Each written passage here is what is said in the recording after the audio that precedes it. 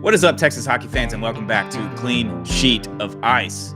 We just watched a magnificent game last night from Jake Oettinger on his bobblehead night.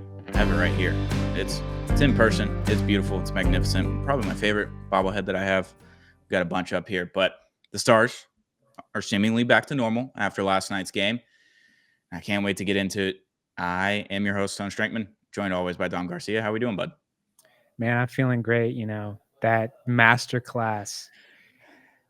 There's some aura with a bobblehead night. I here in Houston, George Springer used to, for whatever reason, hit like a bomb every time. He had Kyle Tucker back in the day. Like bobblehead nights, for some reason, just bring out the energy in the crowd and bring out whoever got that bobblehead. And my goodness, was that a performance last night? I believe Wyatt Johnston is next week, bobblehead night. So yes, looking at a hat trick is what I'm assuming. Whatever. But yeah, last night was Monday night. I had to look at the date, forgot what the day was, but played the Minnesota Wild. Obviously, Jake Oettinger gets up for those games. He loves to just bully the Minnesota Wild. He's from there. He's from Lakeville, Minnesota. Loves to beat the hometown team. Just loves to do it, and especially at home. So I thought we were going to get a really good Jake Oettinger game. I didn't expect to have top-tier Jake Oettinger. Based on the recent weeks, he's been playing a lot of games and everything like that. He doesn't seem tired. Whenever you talk to him, he seems fine. He wants to play every game if he can. Obviously, he knows that he's not going to play every game, and he wants Casey to get into the net as well, Casey DeSmith. So last night started off with a bang. They had like 7 or 8 shots on goal in the first 10 minutes, and the Stars had 0. Not ideal start, but Jake looked very comfortable. And what Pete DeBoer said in the press conference last night was that he has a swagger about him at certain points. When he feels like that, he has a swagger. And goaltenders, when they have a swagger, it's pretty much game, set, match when you head into that game. So Jake was stellar last night. Obviously, it was bobblehead night. There were people passing out in lines. It was only 80 degrees last night in Dallas, but people were passing out. They were lined up an hour before, 2 hours before gates opened just to get the bobblehead, and they ran out like close to the end of the first period, I think, is when that line finally gave up because there was no more bobbleheads. I got lucky enough. Shout out to Courtney, who works for the Stars, a member of Apollo. She found an extra bobblehead and brought it up to the press box in the third period because I was not waiting in that line. It wrapped around the entire concourse. I was just not going to do it. But I got another bobblehead. So shout out to Jake on bobblehead night. I think he had 36, 38 saves, something like that last night, or 32 saves. yeah, somewhere in the 30s. Yeah, he was just stellar. There were a few high danger chances, but nothing like insane. He did have that glove save on a 2-on-1 breakaway, which was, he just snapped it out of the air and just fell to his knees. And he had that one, and he had a few that were high danger kind of rebound chances, but for the most part, minimal rebounds. Just kind of an easy game for Jake Oettinger, and he seemed really confident when he walked in. He got the hat of the game after the game. They got the cowboy hat, him and Mush. They put a cowboy hat on his bobblehead. That was fun post-show. So, just an all-time Jake Oettinger game. We've seen it before. He had 60 whatever saves against Calgary in Game 7 a couple of years ago. Like, we know he can do this, and he knows he can do this. And for all the fans that are clamoring for Casey DeSmith to start in net more than Jake Oettinger, it's just blatantly dumb because Jake Oettinger is your number one goalie. He's signed for an 8-year, $8 million deal. He's your starting goaltender for the next 8 years, and get over it. That's what it is. Like, that's what's going to happen. And Jake Oettinger is the better goalie objectively. Casey DeSmith has, however, been incredible this year. He's been very good when he's been called into action and had a really good game against Tampa last week that we talked about. But yeah, Jake's your starting goalie. You know why after watching the Minnesota Wild game. Dude, Jake started off this year like a 10-game winning streak at home. Mm-hmm. Like, just shut down. Like, trust me, there's always been a love affair with backup goalies and Dallas Stars fans, like, forever. And trust me, DeSmith is great. Like, he's super fast. Every time he goes out there, he at least gives you a chance to stay in the fight. And that's all you could ask for a backup goalie. But dude, Jake Oettinger, like, he's huge. He's quick. Those types of goalies don't grow on trees. And the Dallas Stars found one high in the draft. And yeah, that's when, and I say when, no longer if, Houston gets a team, it's going to be really hard for me to just transfer over to Houston, even though I'm from Houston. Like, Jake Oettinger's my guy. Robo's my guy. I'm probably gonna have to stick with Dallas until we start to see like what's happening with the Astros and the entire unit kind of break up.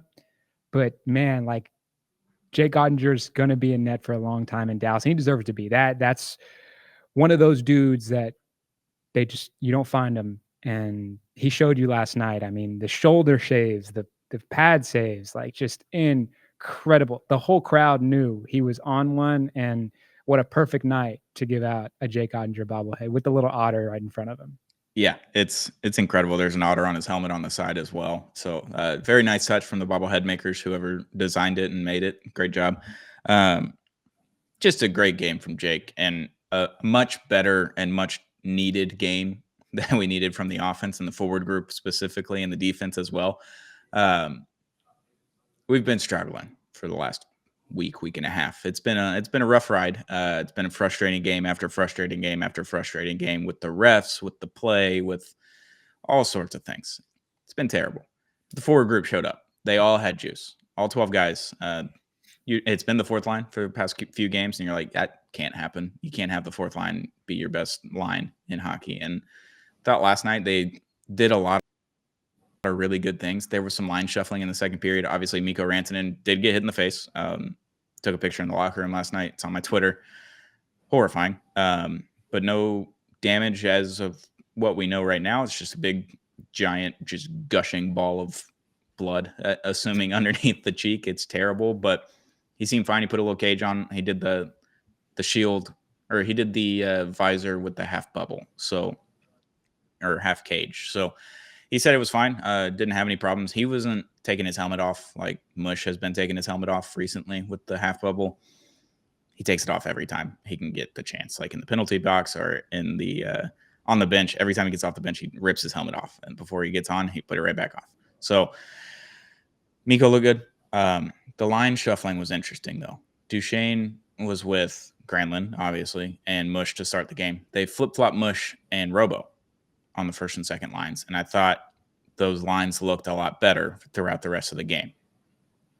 With Mush, with Rantanen and Rupe, so you have three huge bodies and two extremely fast guys, and Mikko Rantanen is fast in itself, but got fast, pesky guys on the top line, and then that second line with Granlund and Duchesne, you have all the skill in the world to give it to Robo. So I thought those two lines looked a lot better than they had recently with the normal lines that we've seen, but the offense showed up.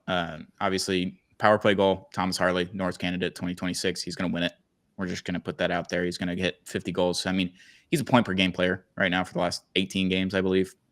He's only second in points to Cale Makar since February 1st for defensemen in the NHL.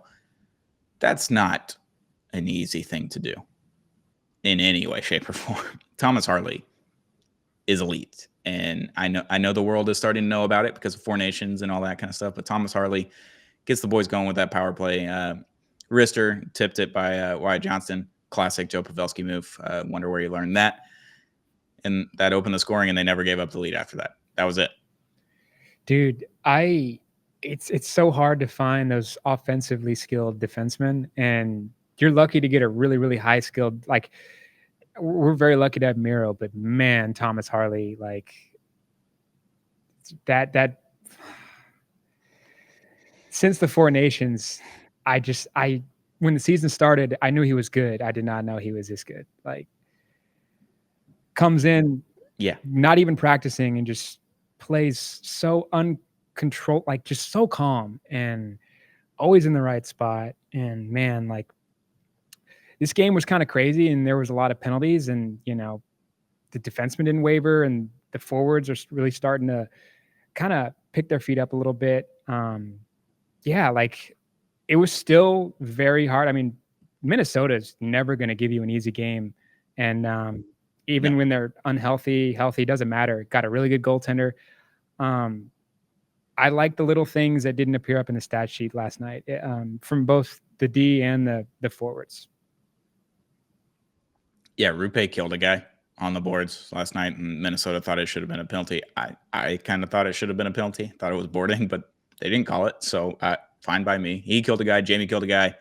Liam Bischel was always killing guys, so they were all in the mix last night, and winning 3-0 against a good Minnesota team. They were shorthanded. Obviously, they called up a couple of guys before the game. And then they don't have Kaprizov right now. He's on LTIR, and I get all that, but they're still a great team. And Gustafson is like third or fourth in the NHL in save percentage. I think Jake's right behind him or 2 spots behind him. And when you see that coming to town, you're like, forward group struggling. Like, can we even get a goal? Obviously, the first one's a tip in. The next one was pretty nice. And yeah, they just great defense as well. Jake was exceptional, obviously, last night, but I thought the defense kind of shored up a lot of things that they weren't very good at against Tampa or against the Flyers. And they just looked like a cohesive unit last night. Goaltender was good, or great. Goaltender was great. Defense was good. Forward group was good. It wasn't perfect, but it got the job done against a team that's fighting for what they want to do is get home ice on the first round matchup. They want to catch Colorado, and they're hungry and they need to win games and they need to accumulate points. And they weren't able to do that last night. And you kept the team at bay, even if they were shorthanded, and just looked better. They had a lot of offensive zone time last night. They were keeping the puck in the zone. They were getting multiple shots on the same shift. Like one shift with Duchesne, Robo, and Granlund was 2 minutes. It was 1:57. Saw it up on the clock, and they were just in the ozone the entire time. So a lot of really good things to build off of. It wasn't a perfect game, but obviously a great step in the right direction for the next, I don't know how many games we have left, 14, 13, something like that. So it's come down to this end of the season stretch, and they needed a game like that before they get on a road trip and perform for the crowd. Speaking of the crowd, I called you out last episode. I did. And I'm not ashamed of it because it was bad that game. And that Tampa game was rough from the crowd. No juice at all whatsoever, even if when we tied the game and even in overtime and even in the shootout, it was rough. Last night, juice all around the crowd. From the jump, even when we were down like 8-0, juice was still there.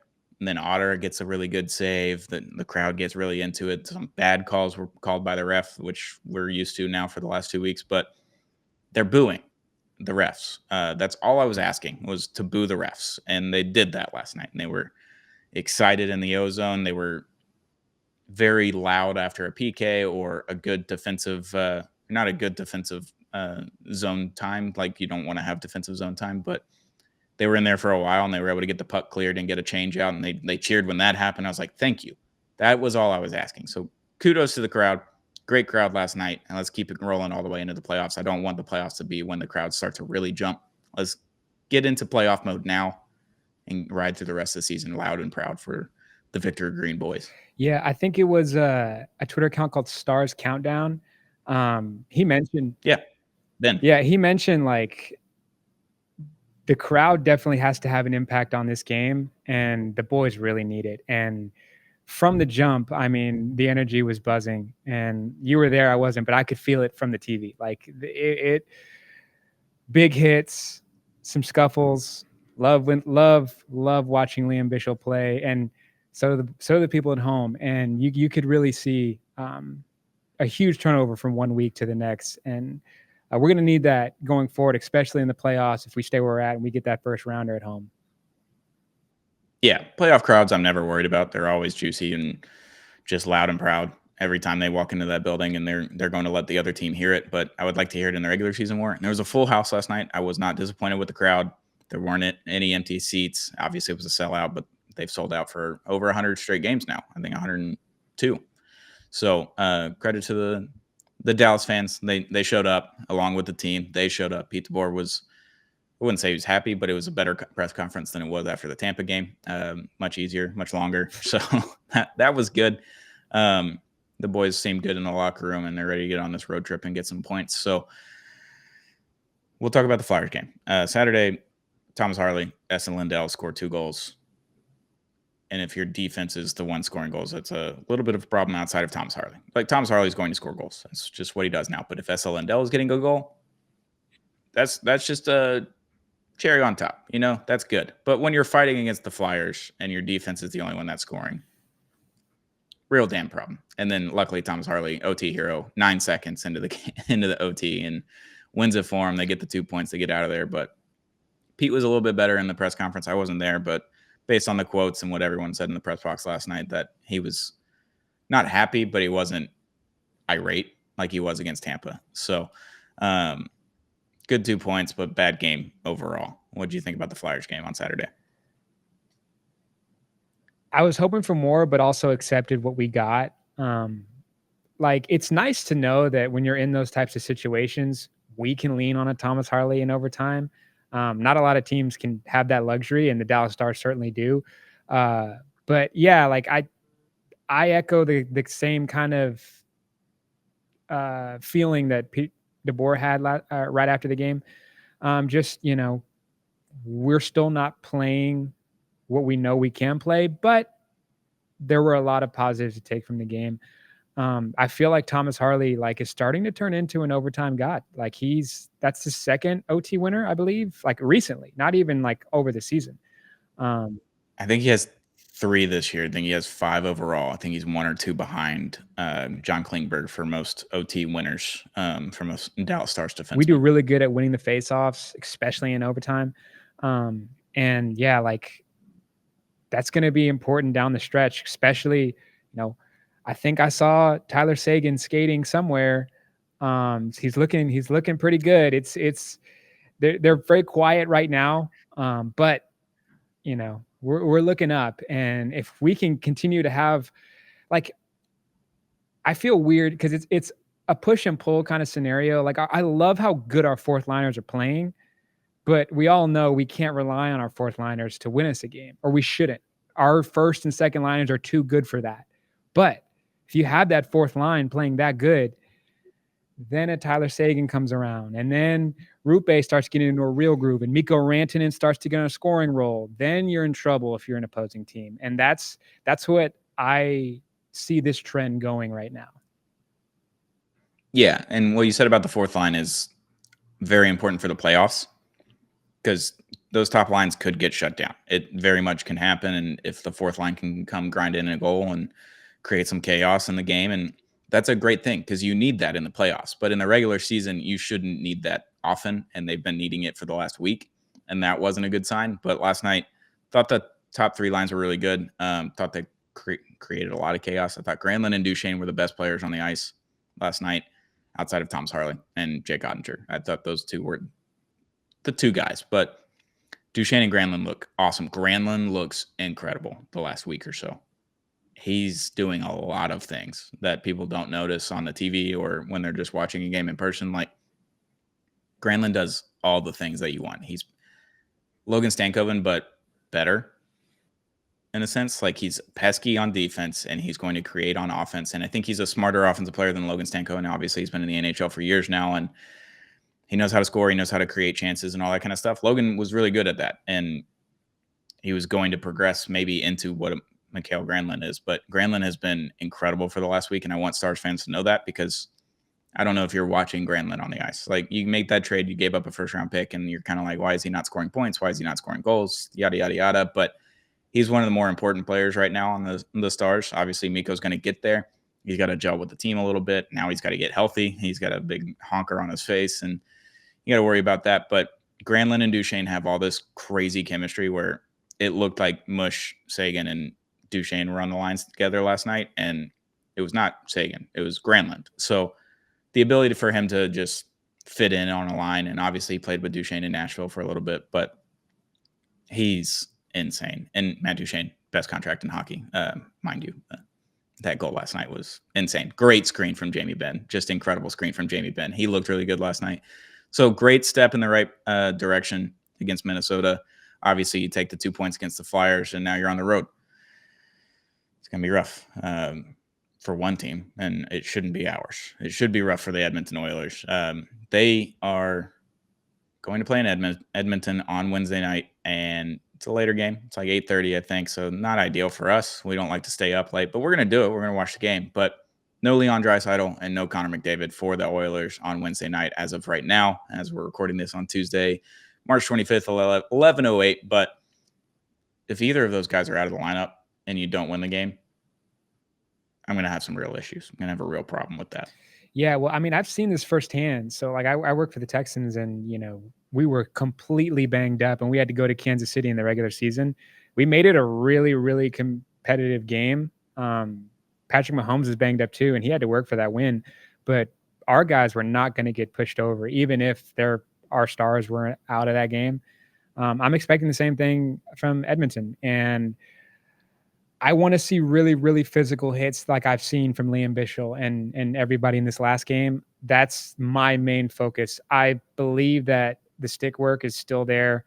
You tweet. I think you've never missed a Matt Duchene tweet of the greatest contract. You No, haven't missed it one time, and I won't do it. I and won't it's a miss true it. statement. Like the dude is insane, and that value, it's unreal. And I still see our offense coming more forward, but the big thing I really want to see this game is, really put the intimidating pressure on Edmonton, and that's what I'm looking for in this matchup. Yeah. Offensive zone time. That's huge. When you notice that you're in the offensive zone a lot during a game, that's when you know the Stars are rolling, because they're able to cycle the puck and they're able to get shots on goal, recover the puck, and it usually ends up in a goal for the most part.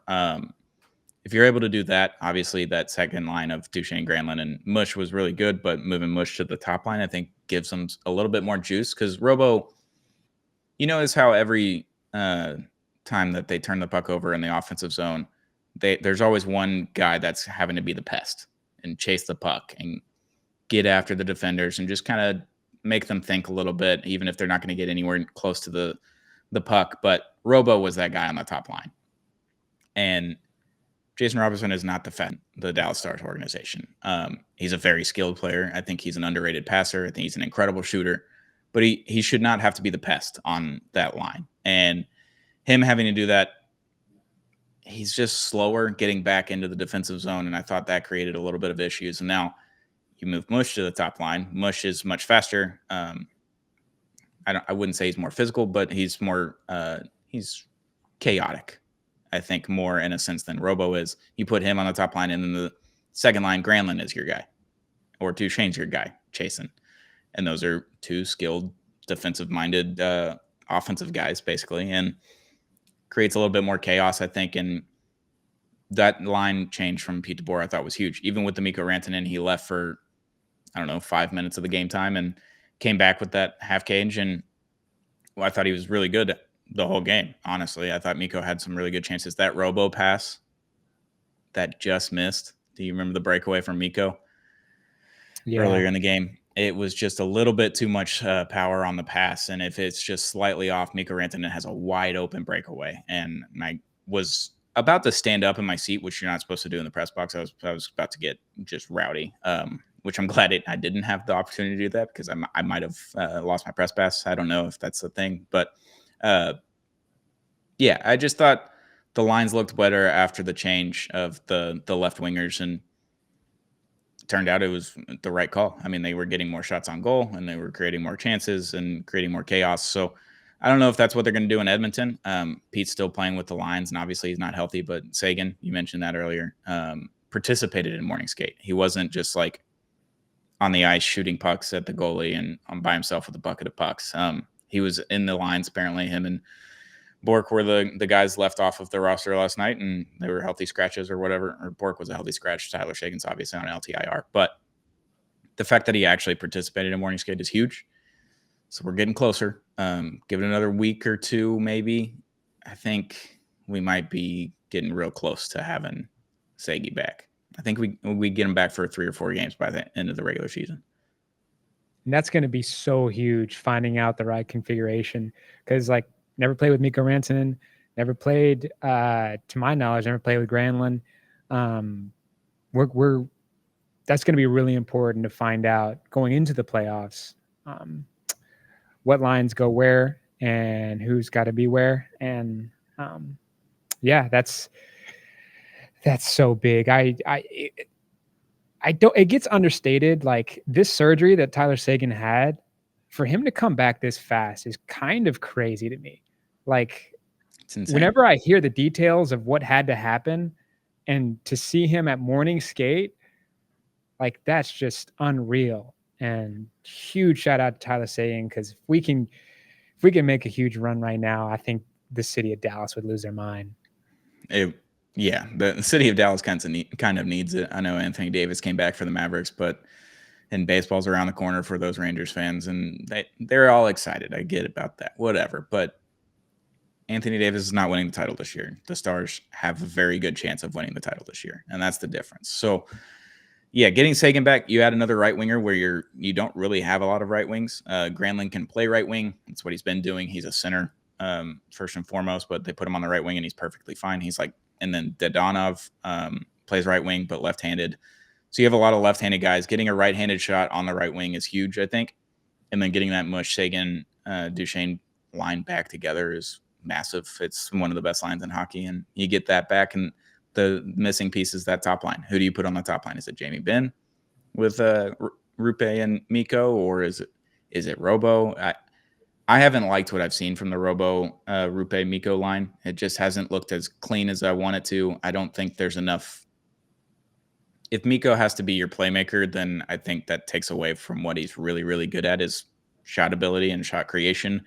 He's a good playmaker as well, but I don't want him to have to be the main creator. So if it's Wyatt Johnston instead, and I don't know what that line looks like. But then Granlund moves to your third line all of a sudden. You have that guy on your third line and your power play as well. And it gets really chaotic really fast, and they need to figure out who's that top line before Sagan comes back. Because maybe Sagan comes back and it's Granlund, Duchesne, and Sagan. And I don't hate that either, because Granlund can play the left wing. So if that's what it is and Mush is on the top line, I don't hate that in any way, shape, or form. I think that has a lot of nastiness on the top line with Mikko and Mush. Like, you can get in some trouble with a little bit of penalty minutes, but you can also just create chaos and have some fun with it and create some chances and stuff like that. So it's not my job. That's Pete's job to figure that out. So we'll see what happens over the next couple of weeks and as they start to get healthier and figure out where the lines may fall. But I would assume when Sagan comes back, it's Mush, Duchesne, Sagan, based on what Pete DeBoer said in past press conferences. Yeah, it has to be with the way they've been playing. Has to be. Yeah.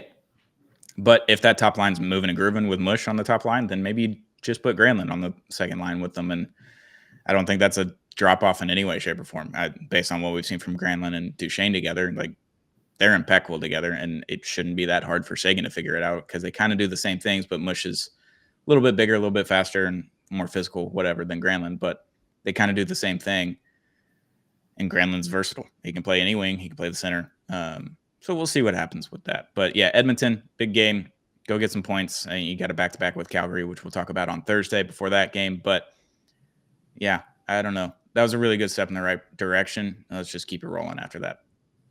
Yeah, if there was a time we needed a performance like that, it was last night, and we got it. And that's what you love to see as a fan. That's what you love to see. Probably the guys in the locker room. I mean, that tweet you put out and that ball that was connected to Mikko Rantanen's head.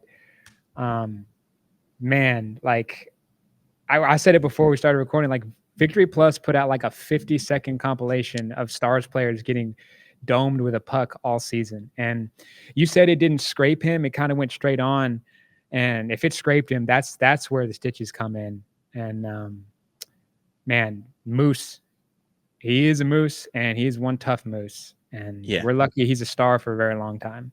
Yeah, you mentioned Stars Countdown on Twitter. Ben, he tweeted out yesterday after Mikko got hit. He was like, at Texas Ranger Wildlife, can you shoot a moose in Texas? I think the Minnesota Wild just did that illegally. So funny tweet. But yeah, luckily Mikko seems to be fine. I think he's going to play tomorrow and no issues there, just other than swelling, and he's going to have to wear a cage. But other than that, I think he was perfectly fine with the cage on. He looked normal. He didn't look bad with the cage on. He said he could see perfectly fine. Didn't matter.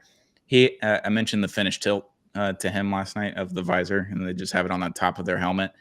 He goes, yeah, Mush said he's going to keep his down, but I'll probably just go right back to it whenever I'm cleared. So he's not bothered by it at all. He mentioned he made a joke. He was talking about he saw Mush's visor or the cage, and he's like, huh, that's interesting. Maybe Lyubushkin wanted me to try it, because Lyubushkin is the one that shot the puck, and then it deflected off a Wild, the stick, and went right into his face. But I thought that was funny. He's joking around and he's having fun in the press conference. So seemingly fine. That's huge, because you can't take any more injuries at this point in the season. Like, you need Mikko to get integrated into the team and understand what he's doing. that he's been really good.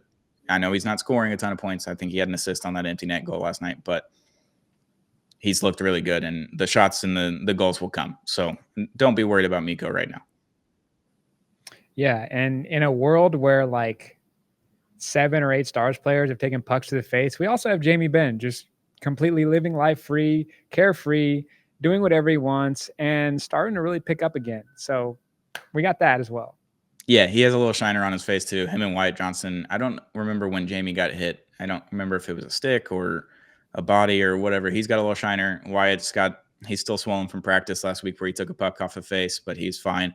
Bork had one. I think he missed one game and he came right back. Duchesne got one, wore a giant visor that was like halfway down his face. It was crazy. And obviously Mush missed a whole month. Matt Dumba had something with his face earlier this year. The list goes on and on. And Rupe missed a whole week from it. Like, please stop hitting Stars players in the face. I'm begging you. Just begging. Please. We're trying to make a playoff run, damn it. But we also joked with Mikko. I was like, well, it's kind of like your initiation. He's like, yeah, it's like hazing. So please stop hitting Stars players in the face. Shout out to Jake Oettinger for a hell of a game last night. Shout out to Zing Zang, America's #1 Bloody Mary mix. Go get them wherever you buy Bloody Mary mix. I get it from the liquor store, but I see it at Target every time I go there. So Zing Zang, America's #1 Bloody Mary mix. And shout out to Prize Picks, our daily fantasy app of choice. Use code Apollo when you sign up and get up to $100 matched on your first deposit. We will be back on Thursday with a new episode talking about the Oilers game, previewing the Calgary game and the weekend games. So we'll be back, talk some more hockey. It'll be a good time. Well, just hit that subscribe button. Never miss an episode. Turn on the notification bell if you're crazy about it, and hit the follow button on Apple Podcasts, Spotify, whatever, wherever you get your podcasts. Hit the subscribe or follow button. We'll be back very, very soon. Another episode of Clean Sheet of Ice, Texas Hockey Podcast.